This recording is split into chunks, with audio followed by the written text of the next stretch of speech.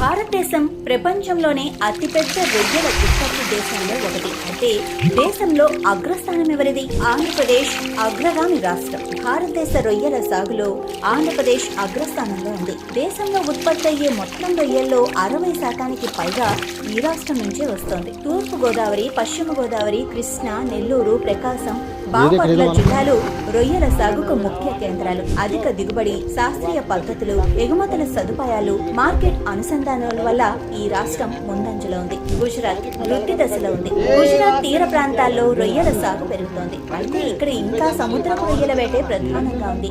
బెనామీ సాగు విస్తరిస్తున్న ఉత్పత్తి పరంగా ఆంధ్రప్రదేశ్ కి చేరువలో లేదు. పశ్చిమ బెంగాల్ నేటివ్ రొయ్యల కేంద్రం. ఇక్కడ ఎక్కువగా బ్లాక్ టైగర్ రొయ్యలే పెంచుతారు. సుందర్బన్ ప్రాంతాల్లో సాగు జరుగుతున్న ఆధునిక సదుపాయాల కొరత, మార్కెట్ సమస్యల వల్ల ఈ రాష్ట్రం ఎక్కువ దిగుబడి సాధించలేకపోతోంది. ఇక ఇతర రాష్ట్రాలు